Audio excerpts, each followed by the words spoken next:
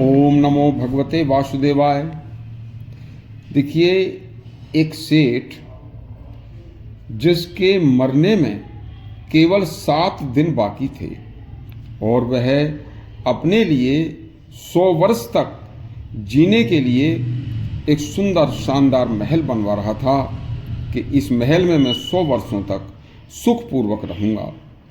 यह भगवान के आश्चर्यचकित माया तथा सांसारिक मनुष्य के दुनिया में भ्रम की एक सच्ची घटना है। सुनिए, कहानी पूरी सुनना।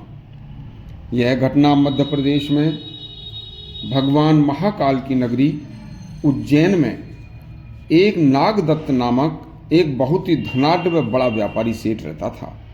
उसके एक बेटा पैदा हुआ तो उसने अपने पुत्र और स्वयं के रहने के लिए एक ऐसा सुंदर बड़ा महल बनवाया जो पूरे नगर में सबसे अच्छा था। एक सुबह सेठ अपने मजदूरों से कह रहा था कि इस महल का रंग रोगन और चित्रकारी ऐसी हो कि मुझे 100 वर्षों तक भी खराब न लगे और दोबारा कराने न पड़े। उसी समय नर्मदा नदी के किनारे जंगल में तपस्या करने वाले एक संत वहां से उनकी बातें सुनते हुए चलते चले जा रहे थे और सेठ की तरफ देखकर हंस रहे थे। सेठ उनको प्रणाम करके फिर अपने मजदूरों को समझाने में लग गए। इसके बाद सेठ सीधा अपनी दुकान पर पहुंचा। वहां जाकर उसने नौकरों को समझाना शुरू किया। तभी सामने से वही संत सेठ की तरफ देखते हुए मुस्कुराते हुए निकले। तभी क्या होता है कि यह संत कभी महीने 2 महीने में एक आध बार भिक्षा के लिए नगर में आया करते थे। सेठ के भी भोजन का समय हो रहा था। सेठ ने दोबारा जब संत को देखा तो उन्होंने भागकर प्रणाम करके संत से अपने घर भोजन का आग्रह किया। संत ने उनका आग्रह स्वीकार करके उनके साथ उनके घर चले गए। घर जाकर जब सेठ की पत्नी संत को और अपने पति सेठ को भोजन करा रही थीं, तभी उन्होंने अपना पुत्र सेठ की गोदी में बैठा दिया। सेठ उसे बड़ी प्रसन्नता से गोदी में लेकर भोजन कर रहे थे। सेठ की पत्नी ने कहा कि अभी इस नए महल में कितना समय और लगेगा? आप तो इस महल के चक्कर में भोजन का समय भी भूल जाते हैं। आपको अपने खाने का भी ध्यान नहीं रहता। तो सेठ बोला, बस ऊपरी मंजिल पर इस मेरे प्राण प्यारे पुत्र के लिए एक सोने व चांदी का झूला और एक पालना बनना बाकी है। बस ये समझिए कि मैं गृह प्रवेश का मुहूर्त निकलवाने ही वाला हूँ। और बस सेठ के बच्चे ने उसी समय सेठ की गोदी में लघु शंका कर दी। सेठ ने उसे अपनी पत्नी को दे दिया। सेठ धोती बदलकर संत के साथ को अपने साथ लेकर फिर दुकान पर आ गए।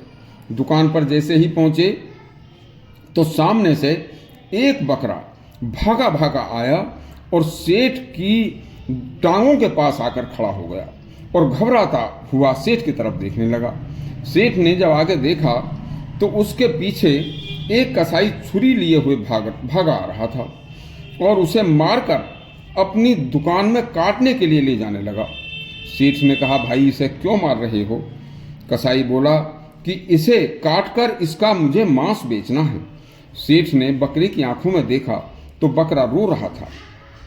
सेठ बोला, भाई मुझसे इस बकरे की 1 मोहर कीमत ले लो, लेकिन इसे काटो मत। बस कसाई बोला, मांस तो इसका 5 मोहर से भी ज्यादा का बिकेगा सेठ जी। सेठ जी ने सोचा, यदि इसे 5 मोहर देता हूं तो भी यह कोई 5 मोहरें आसानी से तो मिल नहीं जाती। दूसरी तरफ यह कसाई अपना पशु काटने का काम भी थोड़ी छोड़ देगा। ऐसा सोचकर बकरा उसने कसाई को सौंप दिया। कसाई बकरे का कान पकड़ के खींचकर अपनी दुकान की तरफ लेकर चल दिया। बस उसे देखकर संत फिर हंसे। सेठ ने संत से कहा, महाराज आज आप मेरे सामने मेरी तरफ देखकर 3 बार हंसे हैं, इसका क्या कारण है? कृपया मुझे क्षमा करें और हंसने का कारण बताएं। महात्मा गंभीर होकर बोले, सेठ जी, यह बात सुनकर अच्छी नहीं लगेगी। बस। सेठ नागदत्त नम्रता भरे स्वर में बोले, महाराज, आप निसंकोच होकर मुझे अपने हंसने का कारण बता दें, मुझे कोई दुख नहीं होगा। संत ने कहा कि आप सायंकाल मेरी नर्मदा नदी के किनारे जो मेरी कुटिया है उस पर आ जाना। यह कहकर संत जंगल में चले गए। शाम को नियत समय पर सेठ नागदत्त नदी के किनारे सुरम्य वातावरण में जहाँ संत की कुटिया थी वहाँ पहुँचे और उन्होंने चरण बंदन करके अपने प्रश्न का जवाब संत से मांगा। हे सेठ जी,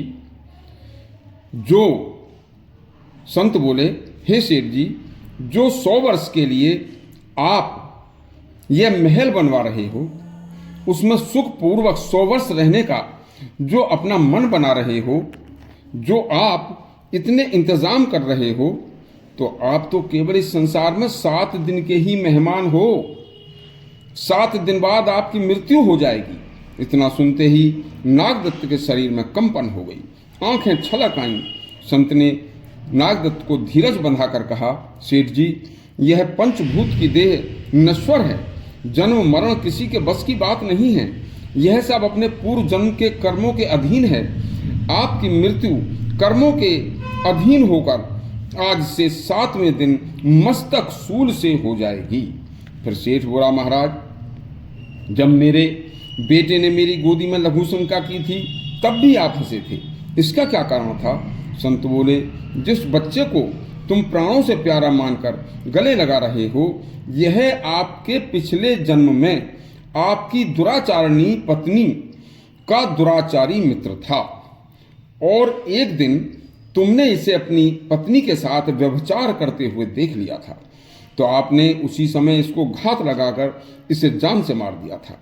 अब वही दुराचारी आपकी पत्नी का मित्र इस जन्म में उसकी जीवात्मा तुम्हारी इस जन्म की पत्नी के पेट में जन्म लेकर तुम्हारा अनिष्ट करने के लिए तुम्हारा पुत्र बनकर आई है, जो तुम्हारे समस्त कारोबार को नष्ट कर देगा। बस इसलिए मुझे हंसी आई थी। संत बोले, अब बकरे की सुनो। जिस बकरे को तुमने 5 मुद्रा ना देकर कसाई के हाथों सौंप दिया, वह इसी जन्म में कुछ दिन पहले मरे आपके मृत पिताजी थे। उन्होंने मरने के बाद बकरे का जन्म लिया और यह जो कसाई है, यह पिछले जन्म का एक गरीब किसान था। गरीब किसान के माल के पैसे आपके पिताजी ने नहीं दिए थे, तो पूर्व जन्म का ऋण चुकाने के लिए आज यह उसी किसान के हाथों यह मरेगा। संत बोले, देखो सेठ जी, यह संसार ऋण के अनुबंध से बनता है।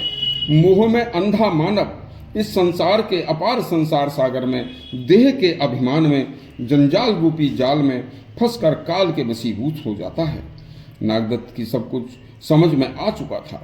उसी समय से उन्होंने अपनी समस्त संपत्ति का 3 हिस्सा अच्छे अच्छे धर्म कार्यों में दान करके और स्वयं भगवान का स्मरण करते हुए ठीक 7वें दिन मृत्यु के बस में हो गए, प्राण त्याग दिए। यह सच्ची कहानी हमने एक जैन ग्रंथ से ली है। आगे इसी तरह के अन्य ग्रंथों के प्रसंग सुनने के लिए हमारा चैनल सब्सक्राइब करें और घंटी दबाएं। धन्यवाद।